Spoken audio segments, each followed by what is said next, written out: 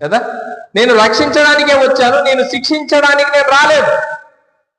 అడిగారు, నువ్వేంటి పాపల యుద్ధకు వెళ్తున్నావు, లోపల యుద్ధకు వెళ్తున్నావు, నువ్వు వాళ్ళతో కలిసి తిరుగుతున్నావు, నువ్వు తిరుగుబోతుల్లో సవాసం చేస్తున్నావు అని అన్నప్పుడు యేసుప్రభు ఒకటే మాట అన్నాడు, నేను నీతిమంతుని పిలువ రాలేదు కానీ పాపులను పిలువ వచ్చి తిని అనేస్తాను అన్నాడు. హల్లెలూయా. మనుషులందరూ పాపము చేశారు, ఏ భేదము లేదు.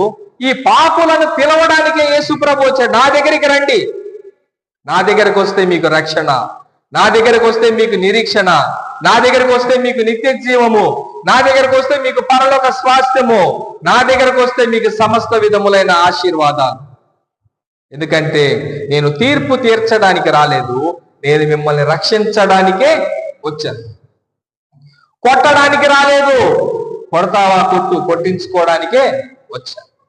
యేసు ప్రభు ఇటువంటి మాటను చెప్పాడు. మనలో కూడా ఏముండాలి? మనలో సాత్వికం ఉండాలి, మనలో దీన మనస్సు ఉండాలి, మనలో తగ్గింపు స్వభావం ఉండాలి. చాటి మనిషి గట్టిగా మాట్లాడితే మనం కూడా గట్టిగా మాట్లాడితే బాగుండదు కదా. యేసు ప్రభు అన్నాడు, వాడు గట్టిగా మాట్లాడితే ఆయన మౌనముగా ఉన్నాడు, మాట్లాడలేదు ఆయన. నువ్వు గట్టిగా మాట్లాడతావా? నువ్వు మాట్లాడు, నేను మౌనముగా ఉంటాను. నీ కుడి చెంప మీద కొట్టువానికి నీ ఎడమ చెంప కూడా త్రిప్పుము అనేసాను అన్నాడు. కుడి చెంప మీద కొడితే ఎడమ చెంప కూడా త్రిప్పు.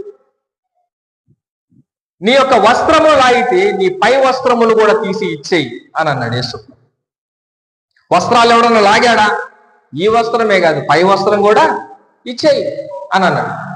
ఒకడు 1 మైలు దూరం నిన్ను లాగినప్పుడు వాడితో కూడా 2 మైళ్ళు కూడా వెళ్ళు అనేస్తాను. అంటే ప్రతి విషయంలో యేసు ప్రభు ఏమన్నాడు? నువ్వు లొంగిపో అని అన్నాడు. లోకముతో పోరాడొద్దు, లోకము పాపసహితమైనది, నీలో ప్రభు ఉంటే నువ్వేం చెయ్యాలి? నువ్వు అతనికి లొంగిపో అని అన్నాడు. మనం చేతగాని వాళ్ళమా? చేతగాని వాళ్ళం ఎందుకు అవుతాం? మనలో కూడా రోషము, పౌరుషము అన్నీ ఉన్నాయి కదా.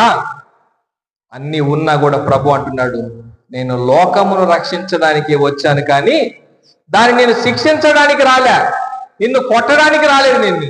యేసు ప్రభు ఇదే అన్నాడు. అందుకే ఆయన కత్తి చేత గాని కర్ర చేత గాని దేవుని రాజ్యాన్ని స్థాపించలేదు, కేవలము దేవుని మాట చేత, సాత్వికముతో, దీన మనస్సుతో, బలి అర్పణ చేత ఈ ప్రపంచాన్ని జయించాడు ఆయన. హల్లెలూయా. ఈ ప్రపంచాన్ని ఆయన జయించాడు. ఈరోజు భూమండలం మీద అధికారికంగా దాదాపు 195 దేశాలు ఉన్నాయి, అనధికారికంగా దాదాపు 250కి పైగా దేశాలు ఉన్నాయి.